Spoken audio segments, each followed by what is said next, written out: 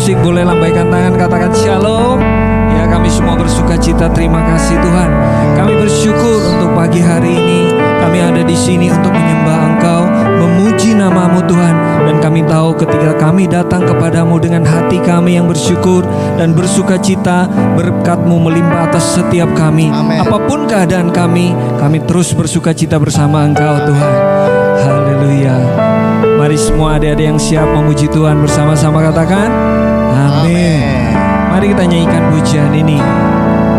Jalan-Mu tak terselami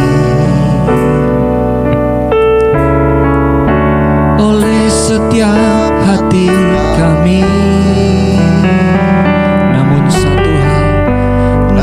satu hal ku percaya,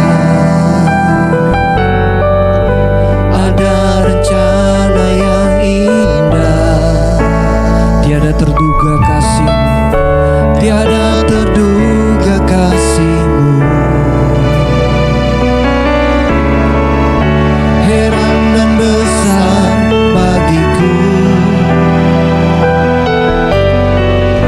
arti kehadiran-Mu selalu nyata di dalam hidupku. Katakan penyertaan-Mu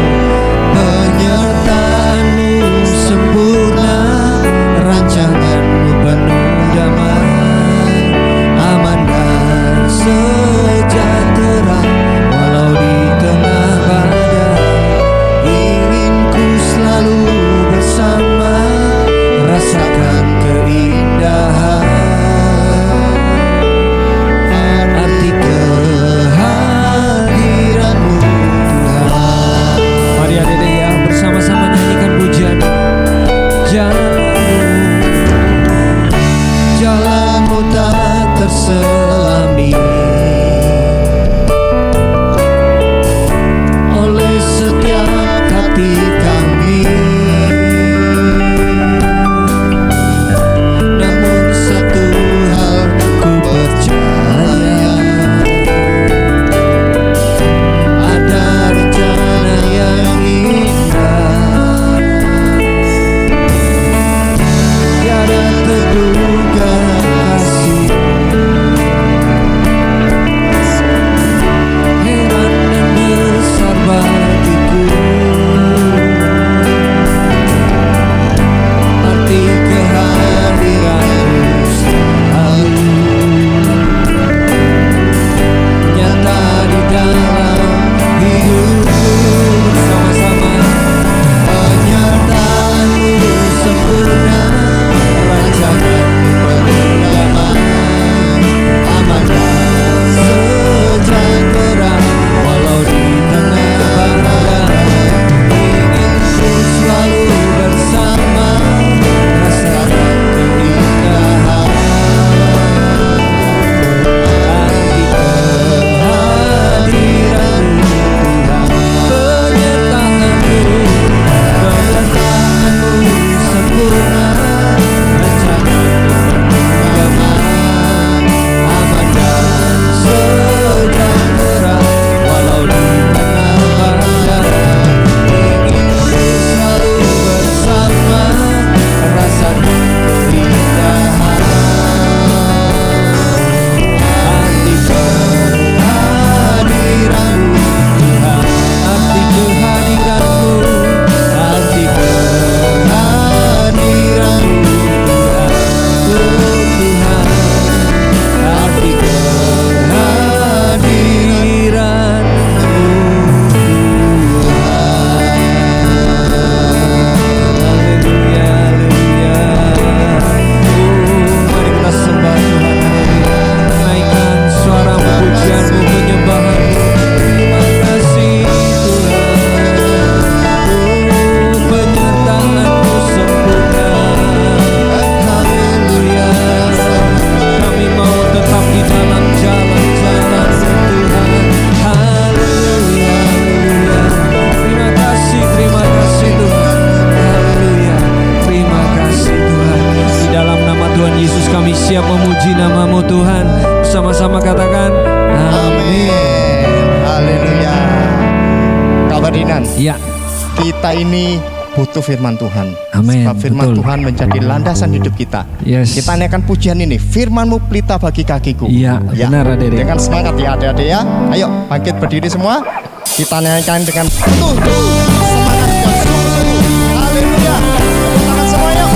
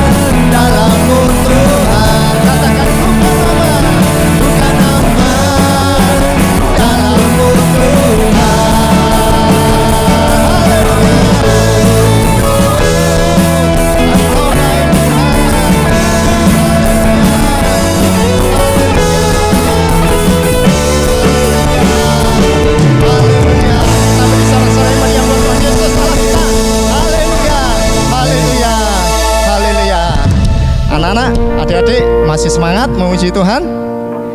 Semangat ya kak? Semangat. Ya, kita masih penuh energi nih kak. Ayo kita naikkan pujian yang berikutnya. Sebab kita ini adalah umat-umat pilihan Allah. Yes. Ayo kita harus menaikkan puji-puji Tuhan. Haleluya. Tepuk tangan semua yuk.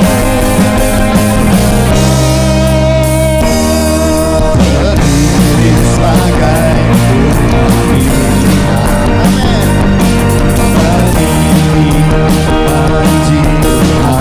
Semua musuh tak dapat bertahan karena kuasanya bekerja sempurna.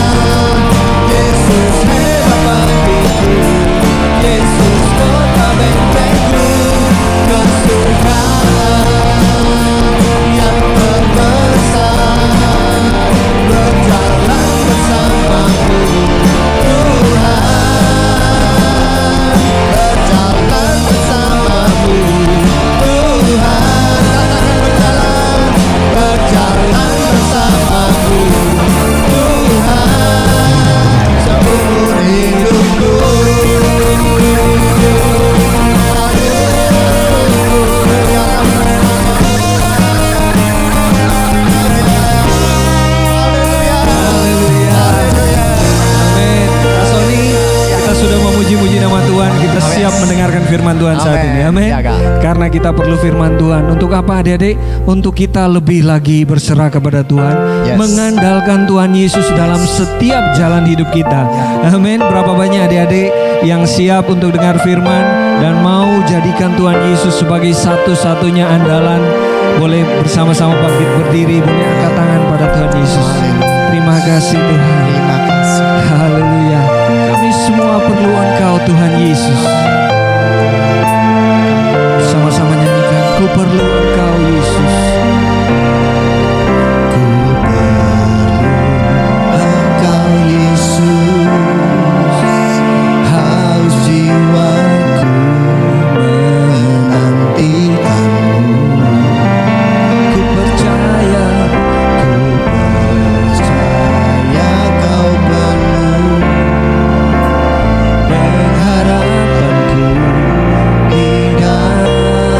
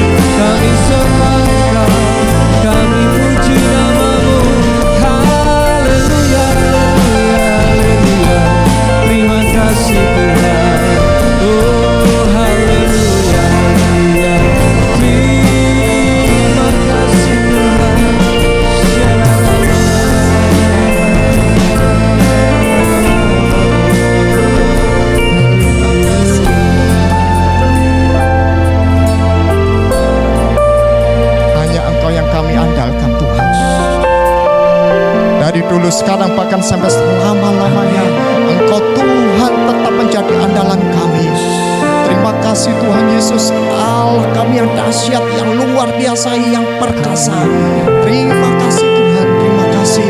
Biarlah pujian dan penyembahan kami boleh naik menyenangkan hati Tuhan. Terima kasih Tuhan. Dan sebentar Tuhan, bila kami akan mendengar kebenaran firman-Mu, mari Tuhan Kau berbicara lewat hamba-Mu yang sudah Tuhan pilih, sudah Tuhan tentukan untuk menyampaikan kebenaran firman-Mu. Kami butuh firman Tuhan.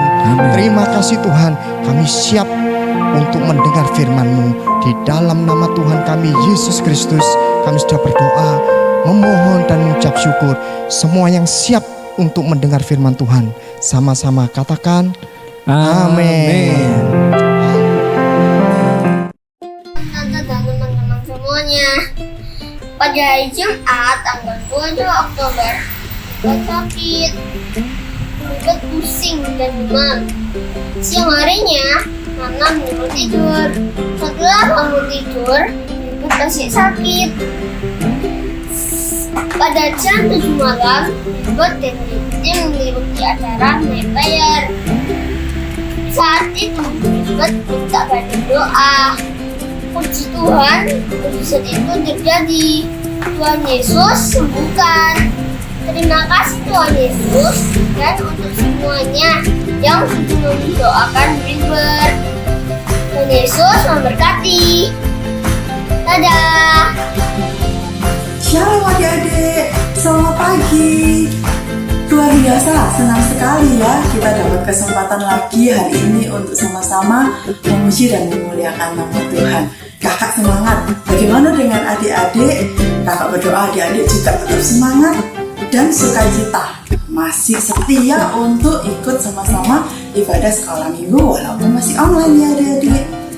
Nah adik-adik, bagaimana? Siapa yang minggu lalu dapat berkat lewat KKR Kids Revival kita? Buat kakak sendiri, kakak dapat berkat loh. Kakak kembali diingatkan kalau Bapa dan Tuhan Yesus masih bekerja, maka ada banyak hal-hal luar biasa yang bisa kita lakukan sebagai anak-anak Tuhan. Ya loh, ada berkat rohani dan berkat jasmani yang bisa kita dapat. Apa itu berkat rohaninya? Kita diselamatkan, kita dilepaskan dari dosa, ya kan? Sedangkan untuk berkat jasmani ada banyak berkat, ada berkat pendidikan, ada berkat secara materi, ya toh. Dan juga yang paling penting adalah berkat sukacita loh adik-adik. Siapa yang hari ini ikut ibadahnya sambil cemburu? Aduh kenapa? Ya kalau adik-adik lagi sebel sama saudara adik-adik atau sama siapa saja, jangan mau ditipu sama iblis adik-adik. Ini saatnya kita dapat berkat lewat firman Tuhan. Kita harus bersukacita ya. Buat yang sedih, berdoa, bilang sama Tuhan Yesus, kasih aku sukacita. Dan aku ingin sama-sama dengan teman-teman yang lain untuk bisa ikut ibadah dengan baik. Yes, puji Tuhan. Tuhan Yesus pasti kasih kekuatan buat adik-adik dan kasih sukacita ya. Adik-adik, minggu lalu yang dapat berkat apa sudah sih? Sudahkah klik link di bawah ini untuk membagikan berkat yang kalian dapat lewat minggu lalu firman Tuhannya? Kalau belum, yuk klik ya linknya ya. Lalu ceritakan gimana adik-adik dapat berkat. Itu bisa jadi kekuatan loh buat teman-teman kita yang lain. Dan untuk adik-adik yang masih memerlukan pertolongan bantuan doa buat adik-adik sendiri, buat papa mama, atau buat siapa saja, adik-adik juga bisa klik ya link permohonan bantu doa di bawah ini. Yes, oke. Kalau Tuhan Yesus masih bekerja, maka Tuhan Yesus punya banyak berkat. Tuhan Yesus bukan cuma mau bekerja sendirian loh. Tuhan Yesus ingin mengajak kita bekerja bersama-sama. Bagaimana caranya? Nah, minggu ini kita akan dengar firman Tuhan tentang Yesus ini. Wih, apa itu? Bagaimana Tuhan Yesus bisa ada di dalamku? Nah, supaya kita bisa tahu lebih jauh kalau ada Tuhan Yesus di dalam kita, apa yang akan terjadi? Nah, supaya kita bisa tahu lebih jauh, yuk kita belajar firman Tuhan minggu ini sama-sama yuk. Duduk yang manis, siapkan hati kita, telinga kita, karena Tuhan Yesus siap memberkati adik-adik lewat firman Tuhan minggu ini. Ya, sampai ketemu minggu depan.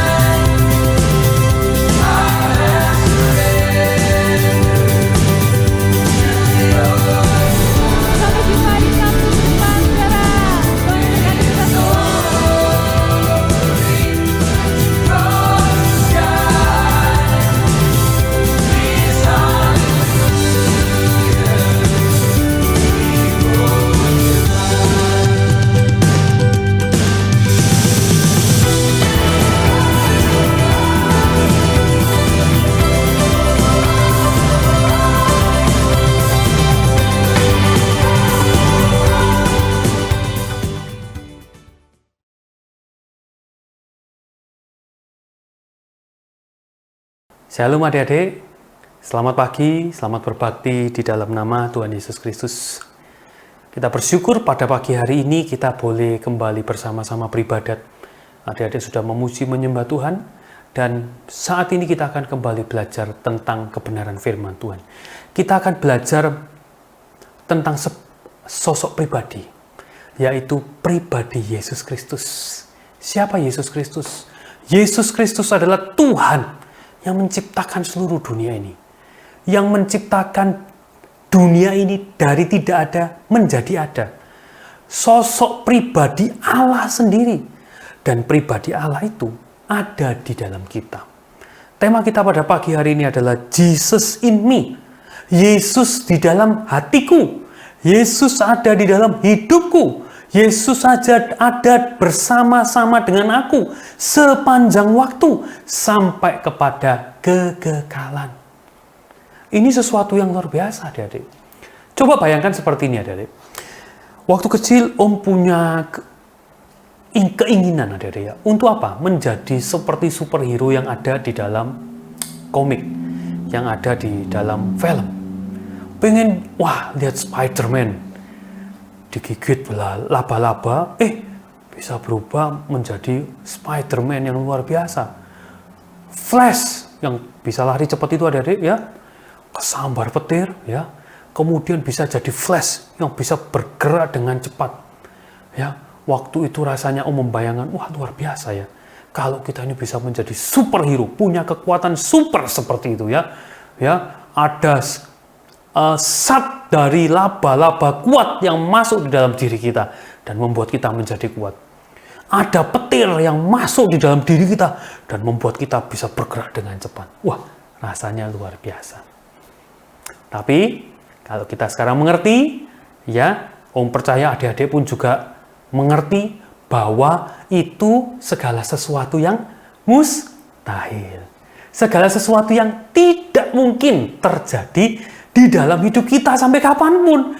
Kalian tidak mungkin digigit laba-laba kemudian adik-adik menjadi Spider-Man seperti di film. Tidak mungkin.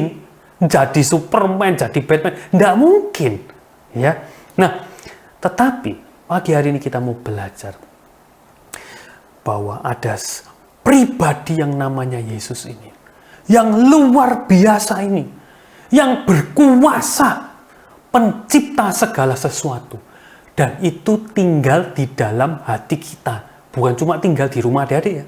Tinggal di dalam hati adik-adik. Masing-masing adik-adik. Tinggal di dalam hidup adik-adik. Beserta dengan adik-adik sepanjang hari. 24 jam. Wah, luar biasa. Mungkin kita berpikir, mana? Kok tidak kelihatan? Mana? Nah, pagi hari ini kita akan belajar bagaimana kita bisa punya hidup, ya, yang melekat dengan Tuhan, sehingga Tuhan itu di dalam hidup kita. Kita hidup di dalam Tuhan. Kita bersatu dengan Tuhan. Manusia yang bersatu dengan Allah. Ini sesuatu yang luar biasa, adik-adik. Ya, kita akan belajar pada pagi hari ini. Ya, kita akan melihat, adik-adik, bagaimana manusia bisa bersatu dengan Tuhan, dengan Allah. Kita mau lihat di dalam ayat yang ada di sini. Ayat tema pada hari ini, yaitu di dalam Yohanes 15 ayat yang kelima. Membacakan, ya. Akulah pokok anggur dan kamulah ranting-rantingnya. Barang siapa tinggal di dalam aku dan aku di dalam dia, ia berbuah banyak. Sebab di luar aku kamu tidak dapat berbuat apa-apa. Melekatnya kita dengan Tuhan, melekatnya kita dengan Yesus, Yesus yang ada di dalam kita di dalam Yesus, itu digambarkan seperti ranting yang melekat dengan pokok pohon. Ya, kalau adik-adik lihat, ya, adik-adik yang sudah belajar biologi ngerti, ya, pohon itu terdiri dari pokoknya, batangnya pohon. Kemudian batang itu bukan ditempeli, ada ranting-ranting, cabang-cabang yang menempel kepada pokok tersebut. Ya. Dan ranting tersebut nantinya akan menghasilkan buah, akan menghasilkan daun, akan menghasilkan bunga, segala sesuatu yang indah. Nah, Tuhan itu menggambarkan melekatnya kita dengan Tuhan itu seperti ranting nempel dengan pokok. Yesus digambarkan dengan pokok itu, pokok anggur dalam hal ini, dalam ayat ini, dan kita itu seperti ranting, seperti carang yang nempel, bukan ditempelkan ya, tetapi menempel dengan pokok ini tadi. Kita menempel, betul-betul menempel, ya. Dan dikatakan di sini, di dalam aku kamu akan berbuah banyak. Di luar Tuhan, ketika kita tidak lekat dengan Tuhan, ketika Yesus tidak ada di dalam diri kita, ketika kita tidak dekat dengan Tuhan, kita tidak bisa berbuah apapun. Ya, berbuah gimana maksudnya? Apakah kita akan mengeluarkan buah apel? Ya, nanti akan Om jelaskan di bagian yang selanjutnya. Ya, kita mau melihat terlebih dahulu adik-adik, bagaimana Yesus ada di dalam kita. Ya, yang pertama, kalau adik-adik melihat carang itu, ranting itu menempel dengan pokoknya, itu tidak pernah hari ini nempel, besok lepas. Kemudian nempel lagi, terus lepas lagi. Kemudian besoknya lagi nempel lagi, besoknya lagi lepas lagi. Bongkar pasang seperti Lego, tidak ada. Tidak ada, adik-adik. Kalau kalian melihat sebuah pokok dengan carang, itu akan terus menempel sepanjang waktu. Sehingga dia bisa menghasilkan buahnya, menghasilkan bunga mungkin, menghasilkan daun-daun. Kalau dia menempel. Kalau dia tidak menempel, maka tidak bisa hidup carang ini. Carang ini akan mati, kering dan akan mati. Nah, demikian juga dengan kita. Ketika kita ingin Yesus ada di dalam hidup kita, ketika kita ingin kita bersekutu, bersatu dengan Tuhan, maka yang harus kita lakukan adalah menempel, melekat kepada Tuhan. Kita melekat kepada Tuhan. Bagaimana kita bisa melekat senantiasa? Melekat senantiasa itu di dalam doa. Di dalam 1 Tesalonika 5 ayat 17 diperintahkan, tetaplah berdoa. Itu terjemahan barunya. Terjemahan lamanya dikatakan, dan berdoa dengan tiada berkeputusan. Doa tanpa berhenti. Waduh, aku doanya cuma kalau mau makan. Waduh, aku doanya kalau satu hari cuma untuk waktu bangun tidur. Waktu mau tidur, ini kok dibilang berdoa dengan tiada berkeputusan. Doa terus 24 jam. Ya, mungkin dipotong dengan jam tidur adik-adik ya. Doa terus. Tidak berkeputusan. Ya, dalam King James Version dikatakan pray without ceasing. Berdoa dengan tiada berhenti. Adik-adik, inilah hubungan yang Tuhan inginkan. Adik-adik memiliki hubungan terus-menerus dengan Tuhan. Adik-adik, coba bayangkan seperti ini. Ketika adik-adik memiliki seorang sahabat. Ketika adik-adik sedang menghadapi masalah, sedang menghadapi sesuatu yang tidak enak, atau adik-adik sedang dapat berkat, adik-adik habis dibelikan sesuatu sama orang tua, adik-adik mendapatkan nilai yang bagus, adik-adik mendapatkan sesuatu yang menyenangkan. Apa yang adik-adik lakukan dengan sahabat adik-adik? Adik-adik pasti akan telepon, akan WA, bilang, I'm so happy today. Aku sangat bahagia. Oh, aku dibeliin handphone baru misalnya. Oh, aku hari ini sangat menyenangkan. Aku diajak papa mamaku jalan-jalan misalnya seperti itu. Adik-adik akan terus kepingin bercerita. Bahkan ketika adik-adik bertemu satu dengan yang lainnya, tidak akan ada sahabat yang kemudian cuma lihat-lihatan lirik-lirikan gini aja. Tidak ada adik-adik. Adik-adik pasti akan berbicara. Oh, memiliki beberapa sahabat, mulai dari kecil, di mana kita bisa saling membantu, saling menguatkan, dan kemudian kita bersekutu, dan kita saling, ketika kita ada masalah, kita saling mendukung, ketika kita berbahagia, kita saling membagikan. Adik-adik, itulah persahabatan. Orang yang punya hubungan yang erat dengan sahabatnya. Demikian juga dengan kita. Kita harus punya komunikasi yang intens, yang erat dengan Tuhan di dalam doa-doa kita.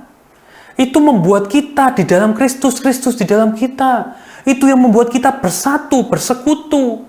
Ketika adik-adik coba bandingkan seperti ini adik-adik.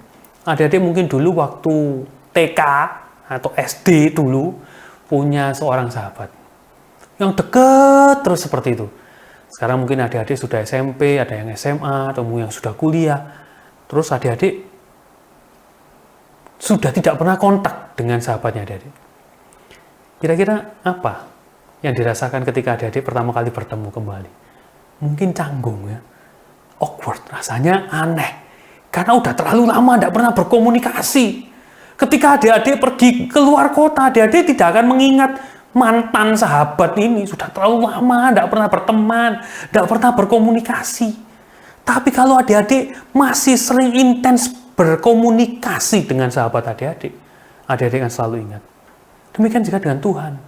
Ketika adik-adik di dalam Tuhan, adik-adik selalu ingat apa yang Tuhan tidak suka, apa yang menyenangkan hati Tuhan. Adik-adik akan tahu dan adik-adik tidak mau mendukakan. Dan ketika hal itu adik-adik pikirkan, ada di dalam pikiran adik-adik, Yesus di dalam hati dan di dalam pikiran adik-adik, adik-adik bersatu, bersekutu dengan Tuhan. Luar biasa. Yesus hadir di dalam hidup adik-adik. Di dalam Mazmur 105 ayat yang keempat dikatakan, dalam terjemahan lama bacakan, bertanya-tanyalah akan Tuhan dan akan kuatnya carilah hadiratnya selalu. Ini yang bilang Tuhan adik-adik. Adik-adik itu disuruh nyari Tuhan. Disuruh bertanya-tanya. Tanya. Ketika adik-adik menghadapi masalah, disuruh tanya. Tuhan tuh punya jawabannya semua. Tuhan tuh bisa memberikan jalan keluar, jalan kelepasan bagi adik-adik. Tanya. Komunikasilah dengan Tuhan. Lewat doa, lewat permintaan adik-adik, lewat puji-pujian, penyembahan adik-adik. Intenslah memiliki hubungan yang erat dengan Tuhan. Ini adalah sesuatu yang penting. Ketika kita menginginkan hubungan yang erat dengan Tuhan. Komunikasi. Yang pertama melalui doa. Yang kedua, adik-adik. Jesus in me. Bagaimana kita bersatu, bersekutu dengan Tuhan. Yesus di dalam kita. Yang kedua adalah seperti carang dengan pokok.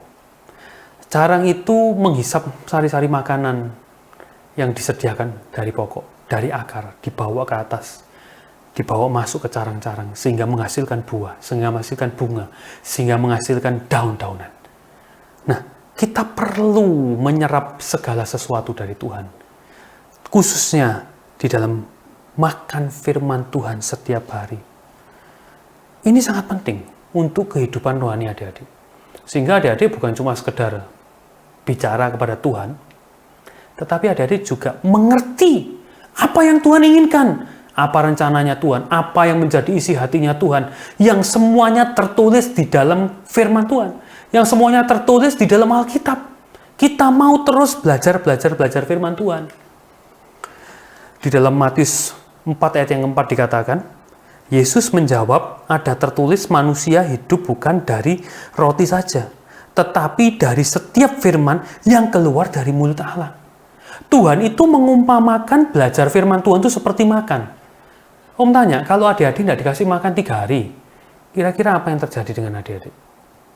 Ketika adik-adik tidak dikasih makan sampai seminggu, apa yang terjadi dengan adik-adik?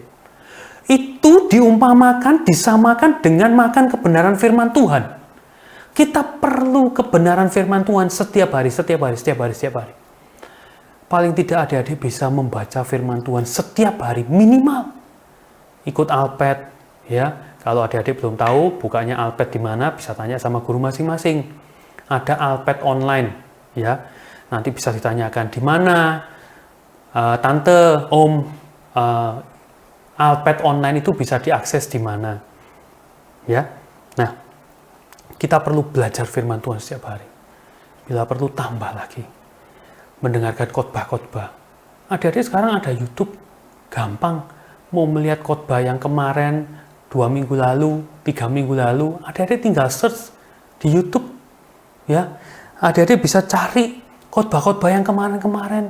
Diulang lagi, diingat-ingat lagi. Ayatnya dibuka lagi. Itu seperti sedang memakan firman Tuhan. Dan itu Tuhan mengatakan sama pentingnya seperti kita makan roti di dalam hidup jasmani kita. Untuk hidup rohani kita, kita perlu memberikan makan roh kita dengan segala kebenaran firman Tuhan. Setiap hari, ketika kita mengerti firman Tuhan, kita mengerti kebenaran firman Tuhan, kita ngerti apa maunya Tuhan, apa yang Tuhan gak mau, apa yang Tuhan benci kita tahu, Apa yang menjadi rencana Tuhan di dalam hidup adik-adik, adik-adik tahu. Adik-adik, jangan merasa sudah ngerti semua, semua ngerti firman Tuhan, cerita firman Tuhan ngerti semua.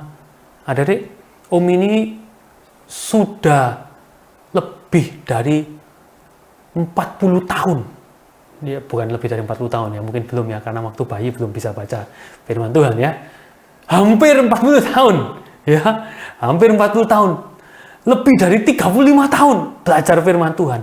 Tapi sampai hari ini, kalau Om belajar membaca firman Tuhan, Tuhan itu bisa membukakan begitu banyak pengertian yang luar biasa yang dulu Om baca bolak-balik pun tidak akan ngerti. Sekarang Tuhan bukakan lagi, Tuhan bukakan lagi, bukakan lagi. Jadi adik-adik, makan firman Tuhan itu harus setiap hari. Supaya adik-adik bisa mengerti semakin dalam, semakin dalam, semakin banyak, semakin banyak, semakin banyak kebenaran firman Tuhan. Ya. Di dalam Yeremia 15 ayat yang ke-16 dikatakan, apabila aku bertemu dengan perkataan-perkataanmu, maka aku menikmatinya. Firmanmu itu menjadi kegirangan bagiku, menjadi kesukaan hatiku, sebab namamu telah diserukan atasku, ya Tuhan Allah semesta alam. Kembali lagi seperti perumpamaan yang tadi tentang sahabat. Ketika adik-adik kangen dengan sahabat, adik-adik akan kepingin dengar ceritanya. Bagaimana kabarmu? Bagaimana ceritamu? Adik-adik akan terus kepingin berkomunikasi. Demikian juga dengan orang yang mencintai Tuhan. Yang hatinya, yang ada Yesus di dalam hidupnya. Dia akan rindu untuk terus belajar, menggali kebenaran firman Tuhan. Ini akan menjadi kerinduan. Ya. Di dalam Mazmur 1 ayat yang kedua sampai yang 3 dikatakan, yang kesukanya ialah Taurat Tuhan, yang merenungkan Taurat itu siang dan malam. Ia seperti pohon yang ditanam di tepi aliran air, yang menghasilkan buahnya pada musimnya, dan yang tidak layu daunnya. Apa saja yang diperbuatnya berhasil. Ya, kalau seseorang mencintai firman Tuhan, itu betul-betul Yesus ada di dalam dirinya. Dikatakan bahwa ia akan menghasilkan buah pada musimnya, tidak layu daunnya, dan apa saja yang diperbuatnya berhasil. Adik-adik, Om di rumah nanam punya halaman yang ada rumputnya, adik-adik ya. Nah, akhir-akhir ini kan musim panas, adik-adik ya. Musim panas dan panas sekali. Om harus setiap hari nyiram rumput itu sehari bisa 2 kali, bisa 3 kali dalam sehari. Supaya apa? Rumput itu tadi daunnya tidak layu.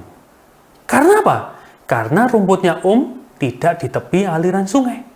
Tetapi orang yang cinta firman Tuhan itu seperti pohon yang ditanam di tepi aliran air. Tidak perlu disirami, dia terus berbuah, daunnya terus hijau, dan tidak pernah layu seperti rumput di tamannya Om. Tidak perlu disirami, tapi dia bisa segar terus. Karena apa? Aliran air ini menceritakan makanan-makanan rohani yang dibutuhkan oleh pohon ini, yang dibutuhkan kita. Itulah kebenaran-kebenaran firman Tuhan. Ketika kita makan terus kebenaran firman Tuhan dengan begitu banyak, kita akan bertumbuh secara rohani. Kita akan menjadi kuat. Yesus di dalam kita. Kemudian yang ketiga. Nah, ketika kita tadi sudah punya komunikasi dengan Tuhan, di dalam doa, kita mengerti kebenaran firman Tuhan. Satu, supaya kita bisa terus bersekutu dengan Tuhan. Supaya Yesus terus bisa tinggal di dalam hidup kita. Adalah dengan melakukan segala perintah Tuhan. Ya, bukan cuma didengar, bukan cuma dimengerti, tetapi juga melakukan segala perintah Tuhan. Di dalam Yohanes 15 ayat yang ke-10 dikatakan, jikalau kamu menuruti perintahku, kamu akan tinggal di dalam kasihku, seperti aku menuruti perintah Bapakku dan tinggal di dalam kasihnya. Ketika kita menuruti perintah Tuhan, jangan berdosa, kita tidak berdosa. jangan berzina, jangan berpikiran kotor, jangan mencontek, jangan berbohong, hormatilah orang tua. Itu semua perintah-perintah Tuhan. Ketika kita menuruti perintah-perintah Tuhan, kita tinggal di dalam kasih-Nya. Adik-adik perlu mengetahui bahwa setiap dosa yang adik-adik lakukan itu menjadi seperti sampah di dalam hati adik-adik. Dan ketika adik-adik melakukan dosa, itu menjadi sesuatu yang menjijikkan. Sehingga membuat Tuhan itu tidak bisa hadir di dalam hati adik-adik. Oleh karena itu kita perlu terus hidup di dalam kesucian, menuruti segala perintah Tuhan, supaya kita terus hidup di dalam kasih Tuhan. Tuhan itu kudus. Adik-adik harus ngerti, harus ingat bahwa Tuhan itu suci, kudus. Dia tidak bisa menerima dosa. Ya. Adik-adik, ketika adik-adik berbuat dosa, berbuat salah, adik-adik harus cepat minta ampun, pemberesan sama Tuhan. Tuhan pasti akan mengampuni. Tuhan akan menyucikan. Tetapi kita perlu sadar, kita perlu minta ampun kepada Tuhan. Seperti kalau kita punya rumah, adik-adik ya, kita mungkin punya kotoran, segera dibersihkan. Supaya tamu kita, yaitu Tuhan Yesus yang tinggal di dalam hati kita, itu betah, nyaman, dan kita bisa merasakan Yesus di dalam kita. Jadi adik-adik, bagaimana supaya Yesus ada di dalam kita? Bagaimana supaya kita bisa bersekutu dengan Tuhan? Yaitu yang pertama, melekat senantiasa di dalam doa. Yang kedua, makan firman Tuhan setiap hari. Dan yang ketiga, jangan lupa setelah mengerti firman Tuhan, lakukan segala perintah Tuhan. Nah, itu tadi bagaimana supaya Yesus ada di dalam kita. Selanjutnya kita akan melihat selanjutnya, bagian yang selanjutnya, yaitu if Jesus not in me. Bagaimana jika Yesus tidak ada di dalam hidup kita? Apa yang terjadi ketika Yesus tidak ada di dalam kita? Nah, ini perlu adik-adik mengerti. Kalau kita tadi mengerti bahwa Yesus adalah sosok yang luar biasa, tinggal di dalam hidup kita, di dalam hati kita, kita mengerti sesuatu yang luar biasa akan terjadi. Nah, bagaimana? Apa yang terjadi ketika Yesus tidak ada di dalam hidup kita? Ya, atau bahkan kita mengusir Tuhan dengan tidak peduli kepada Tuhan. Kita baca di dalam Matius 12 ayat yang ke-22, ya. Kemudian dibawalah kepada Yesus seorang yang kerasukan setan, orang itu buta dan bisu. Lalu Yesus menyembuhkannya sehingga si bisu itu berkata-kata dan melihat. Nah, kita melihat di sini sebuah cerita bagaimana Yesus menyembuhkan orang yang kerasukan setan. Ya, adik-adik lihat. Nah, orang ini dalam keadaan kerasukan setan membuat dia itu buta dan bahkan bisu. Nah, ketika Tuhan mengusir setannya, bisu dan butanya tidak perlu dibawa dokter, langsung sembuh semua. Jadi ada penyakit yang dihasilkan, diakibatkan ya oleh karena setan yang mengikat seseorang.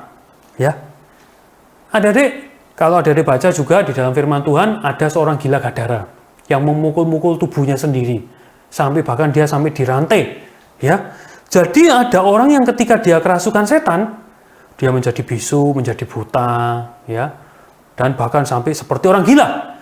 Tetapi ada seperti yang dialami oleh Petrus, ya. Tuhan mengatakan, setan pergilah ke belakangku. Petrus itu seperti seolah-olah sedang mengatakan sesuatu yang baik. Tetapi Tuhan melihat ada iblis di dalam hidup, di dalam hatinya, yang memakai mulutnya. Loh, Petrusnya masih normal loh adik-adik. Tidak kelihatan seperti orang gila. Ya, tidak kelihatan seperti orang ini yang bisu dan kemudian buta. Tidak, normal Petrusnya. Tetapi kita harus mengerti, ya. Ketika seseorang itu dimasuki setan, tidak berarti dia harus jadi gila. Tidak berarti dia menunjukkan suatu gejala sakit. Tidak harus. Mungkin orangnya baik-baik saja, ya. Tetapi kita harus mengerti, hati kita itu seperti sebuah rumah. Ya, kalau kita lihat lagi lanjutnya di dalam ayat ini, Matius 12 tadi, ya. Ayat yang ke-43 sampai 45 membacakan, apabila roh jahat keluar dari manusia, ia pun mengembara ke tempat-tempat yang tandus mencari perhentian, tetapi ia tidak mendapatkannya. Yesus menjelaskan yang orang yang kerasukan setan tadi, yang setannya habis diusir, kemudian orangnya jadi sembuh, jadi tidak bisu lagi, jadi bisa melihat. Nah, setannya kan diusir, setannya pergi dari hati orang tersebut. Nah, dia jalan-jalan keliling-keliling, tapi kok tidak nemu tempat lagi ya. Ya mungkin karena di sekelilingnya banyak orang yang penuh dengan setan juga ya, sehingga rumah hati orang-orang di sekitar itu penuh semua gitu ya. Ayat 44. Lalu ia berkata, aku akan kembali ke rumah yang telah kutinggalkan itu. Maka pergilah ia dan mendapati rumah itu kosong, bersih, tersapu, dan rapi teratur. Nah, hati dari orang ini tadi digambarkan seperti sebuah rumah. Setannya udah pergi diusir, dia balik ke orang tadi itu, dilihat, wow, bersih rek. Ya soalnya setannya habis diusir sama Tuhan Yesus ya. Jadi hatinya bersih waktu itu ya. Tapi bersih, tapi juga kosong, tidak ada isinya, bersih tok. Ya, saat itu orangnya juga sudah mungkin tidak ada setannya, hidupnya sudah baik, sakit-sakitnya sudah tidak ada, ya sudah sembuh semua, tidak gila, ya seperti itu, tapi kosong. Nah, kemudian ayat yang 45, lalu ia keluar dan mengajak 7 roh lain yang lebih jahat daripadanya dan mereka masuk dan berdiam di situ. Maka akhirnya keadaan orang itu lebih buruk dari keadaannya semula. Demikian juga akan berlaku atas angkatan yang jahat ini.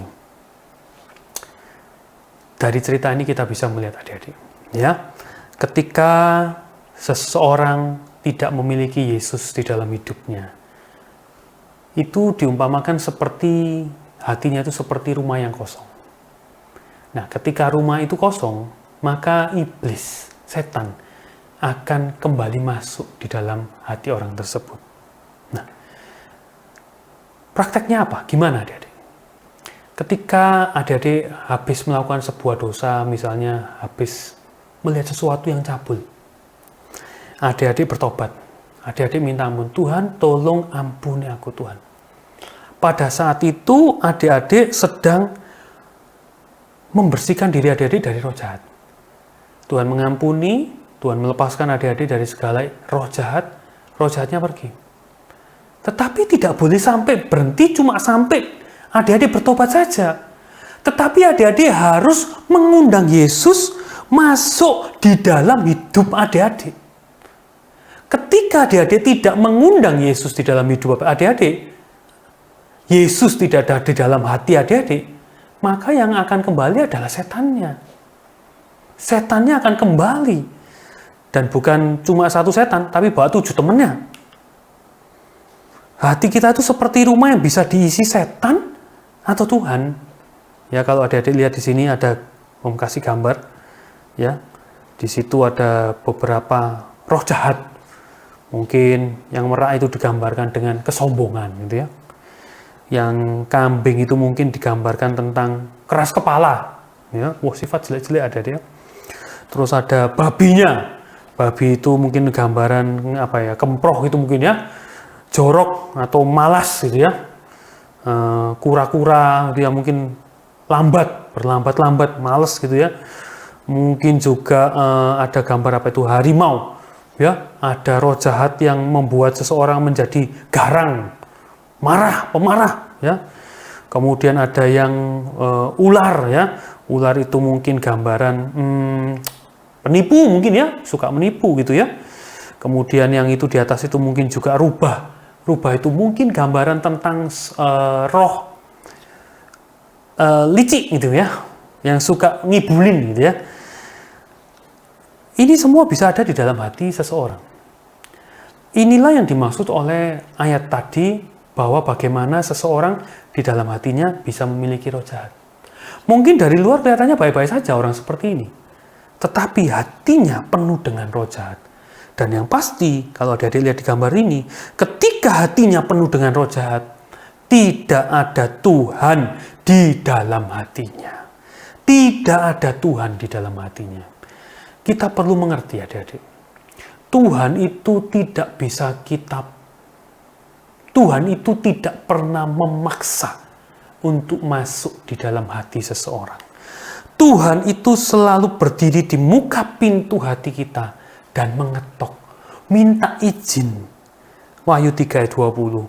Lihat, aku berdiri di muka pintu dan mengetok. Jikalau ada orang yang mendengar suaraku dan membukakan pintu, aku akan masuk mendapatkannya dan aku makan bersama-sama dengan dia dan ia bersama-sama dengan aku. Kalau adik-adik izinkan.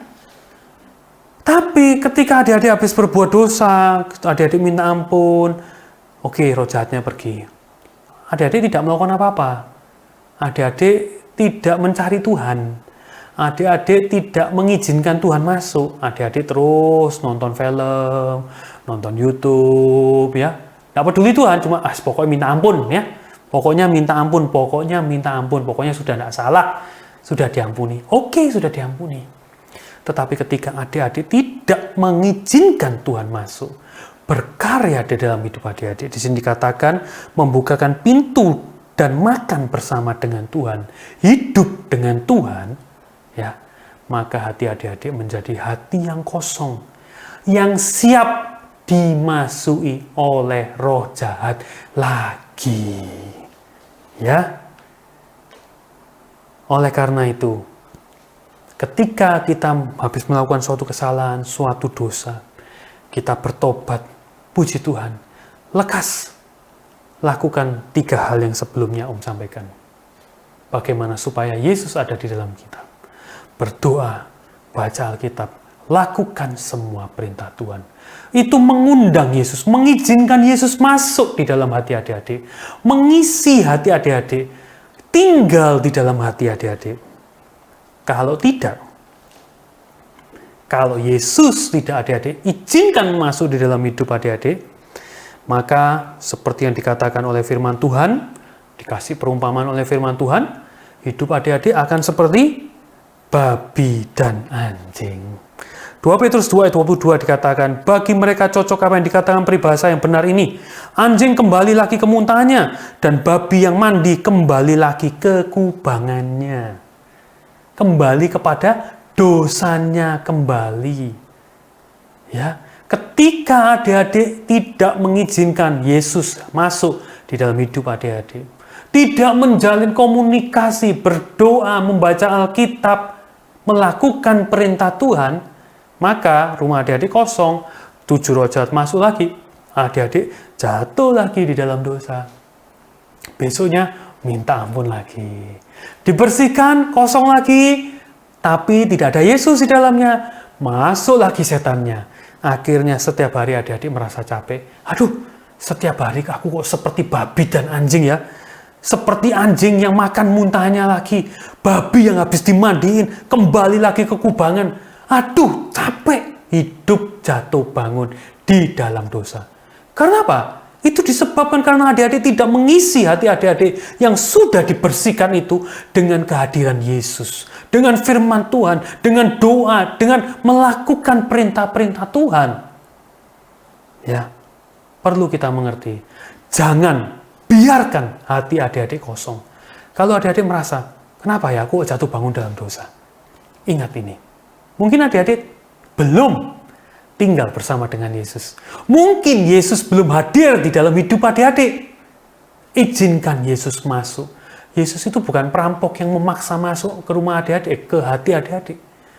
Tapi harus adik-adik yang mengizinkan Yesus, yang mengundang Yesus masuk di dalam hidup adik-adik. Kalau kita melihat di dalam Yohanes 15 ayat yang kelima tadi, ya, dikatakan, akulah pokok anggur dan kamu rantingnya. Barang siapa tinggal di dalam aku dan aku di dalam dia, ia akan berbuah banyak. Nah, kita akan melihat. Ketika adik-adik mengizinkan Yesus di dalam hidup adik-adik, adik-adik akan menghasilkan buah. Nah, buah apa? Ya, masa aku mengeluarkan apel dari tubuhku seperti itu? Ya, Tuhan menginginkan kita itu untuk hidup lekat dengan Tuhan. Bersekutu dengan Tuhan.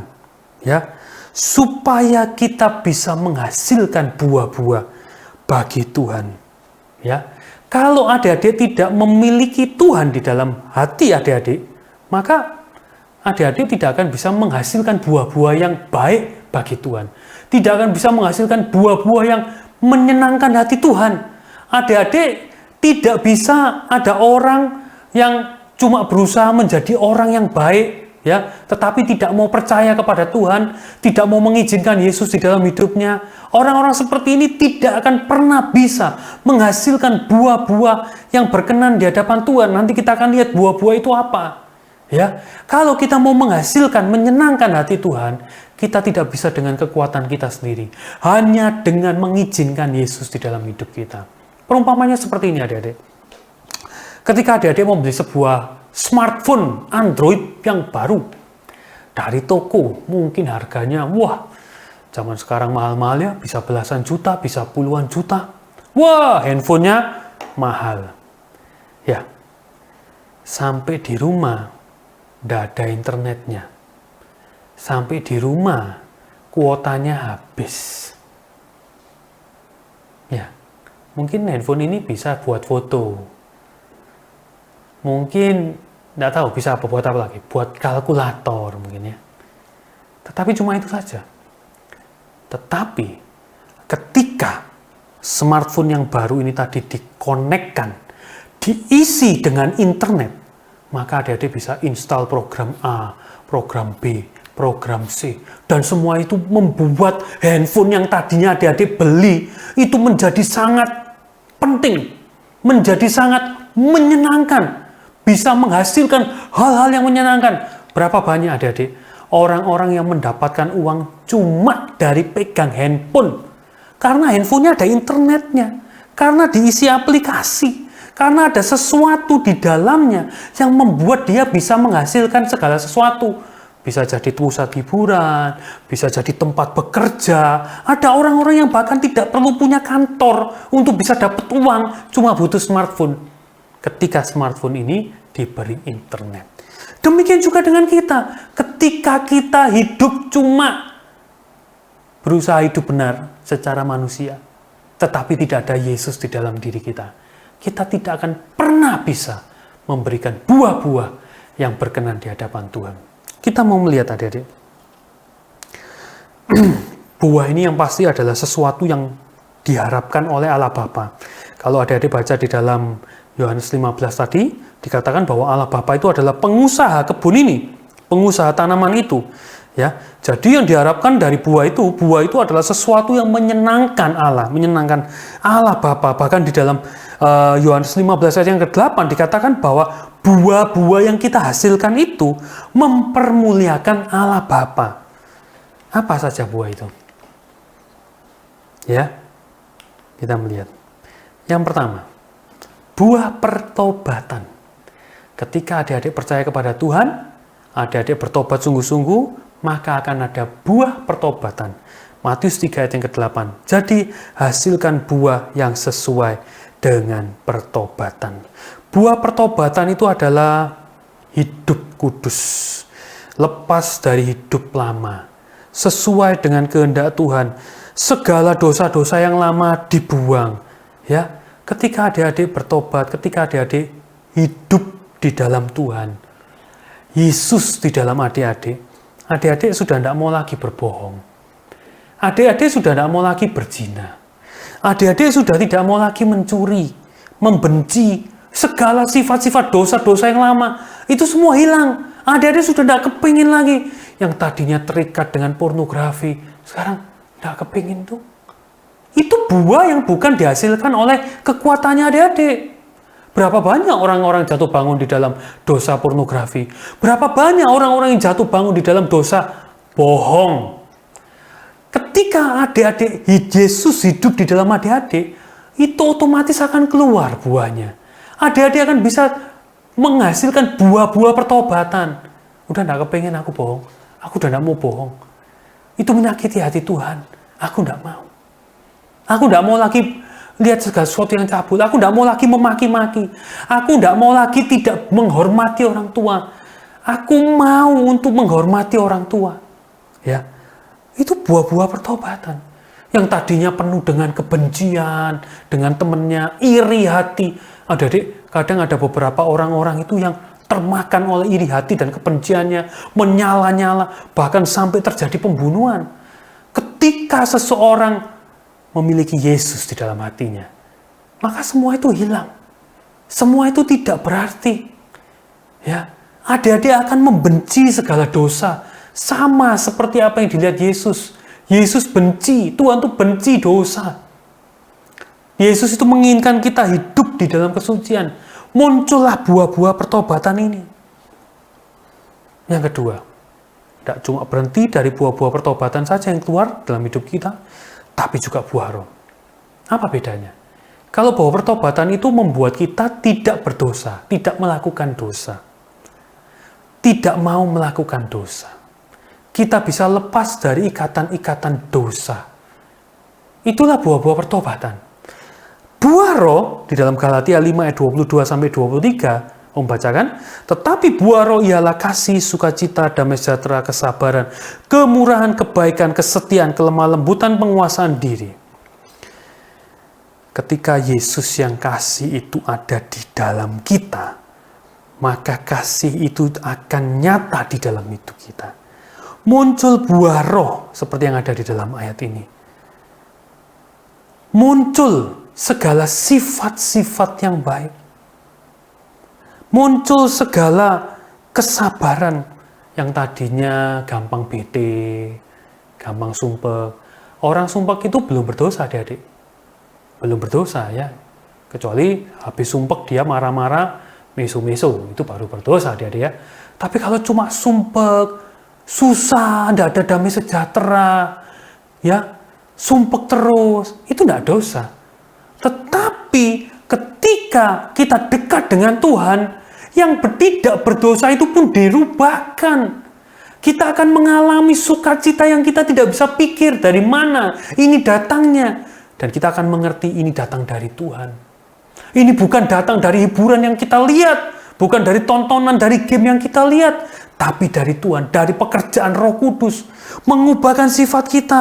Kita penuh dengan sukacita, penuh dengan damai sejahtera, bisa murah hati terhadap orang lain, bisa muncul kesetiaan, ya, bisa muncul kelemah lembutan.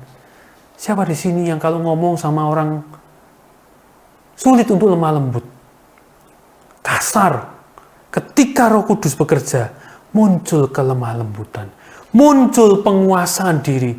Tadinya nggak pernah bisa sabar, tadinya nggak bisa menguasai diri, ya. Ketika kita hidup di dalam Tuhan, Yesus di dalam kita, buah-buah rohnya akan muncul.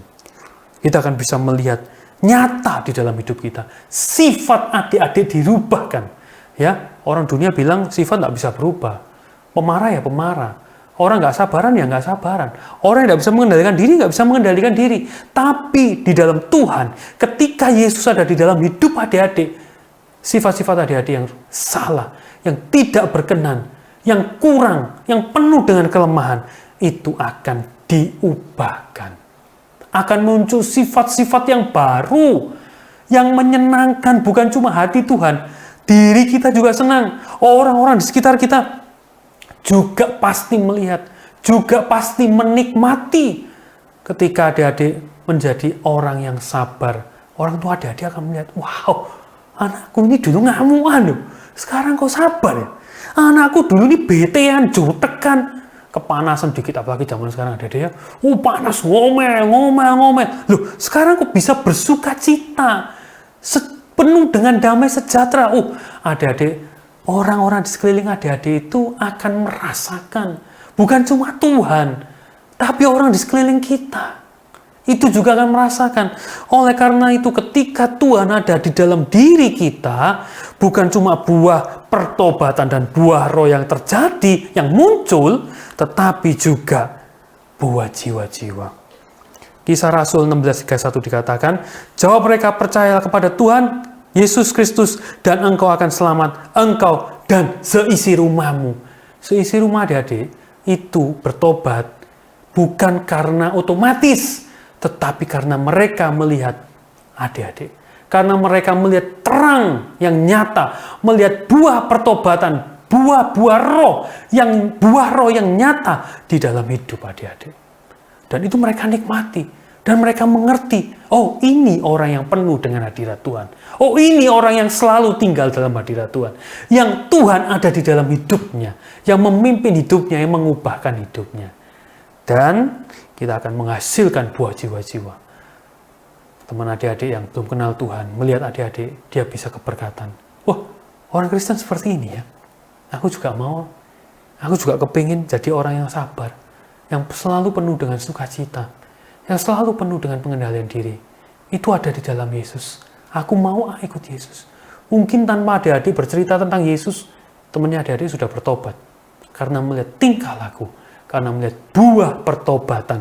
Melihat buah roh yang dihasilkan, akan muncul juga buah jiwa-jiwa. Ya. Kesimpulannya adik-adik, firman Tuhan pada pagi hari ini. Yang pertama, bagaimana supaya Yesus ada di dalam kita? 3 hal, doa, firman Tuhan, melakukan perintah Tuhan. Ini semua bercerita tentang komunikasi. Komunikasi yang erat dengan Tuhan. Baik melalui doa, melalui firman Tuhan, dan tentunya di dalam melakukan firman Tuhan. Jika Yesus tidak ada di dalam kita, hati-hati. Adik-adik akan sangat mungkin menjadi babi dan anjing secara rohani. Orang yang terus jatuh bangun dalam dosa. Hati adik-adik dibersihkan, setan kembali. Dibersihkan, setan kembali. Iblis yang akan masuk dan menguasai hati kita. Dan jika Yesus di dalam kita akan menghasilkan buah-buah pertobatan, buah-buah roh, dan buah-buah jiwa-jiwa. Puji Tuhan. Mari kita undang untuk adik-adik sekalian. Kita mau menyanyikan sebuah lagu. Kita mau mengatakan kepada Tuhan bahwa aku mengasihi Engkau Tuhan dengan segenap hatiku, mencintai seluruh perbuatan. Kaulah penulis hidupku. Kau membuat segalanya baru. Engkau di dalamku dan ku ada dalammu. Tak ada yang tak mungkin bagimu.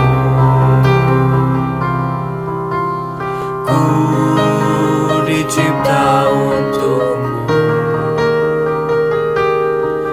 untuk membawa harum namamu. Engkau di dalamku dan ku ada dalammu. Ini ku datang mencari wajahmu.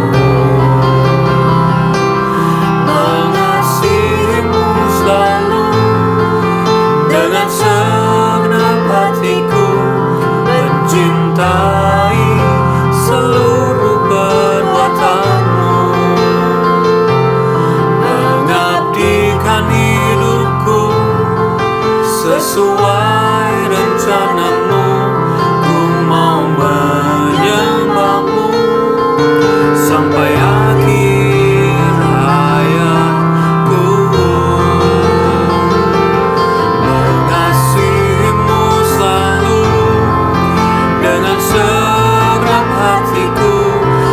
Cintai seluruh perbuatanmu, mengabdikan hidupku sesuai rencanamu. Ku mau menyembahmu sampai akhir hayatku.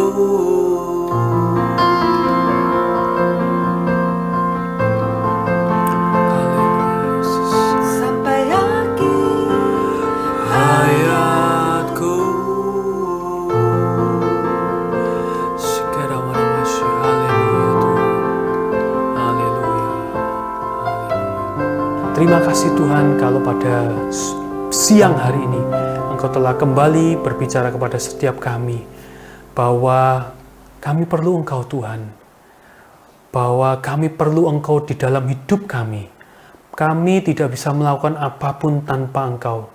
Tuhan, Kau melihat setiap anak-anak-Mu mungkin yang masih jauh dari Engkau, yang masih belum mendekat kepada Engkau, belum mengizinkan Engkau masuk di dalam hati mereka.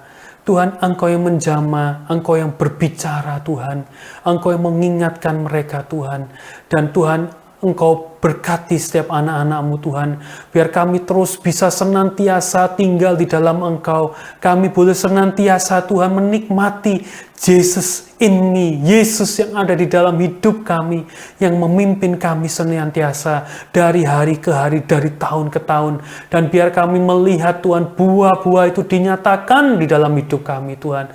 Engkau berkati setiap anak-anak-Mu Tuhan, Engkau berkati Tuhan. Terima kasih Tuhan, terima kasih biar setiap kami boleh bertumbuh secara rohani menjadi sesuai dengan apa yang Kau kehendaki. Terima kasih Tuhan, terima kasih Engkau berkati anak-anak-Mu Tuhan. Di dalam nama Tuhan Yesus kami berdoa. Amin. Puji Tuhan, selamat siang. Tuhan Yesus memberkati dan sampai ketemu di minggu yang akan datang.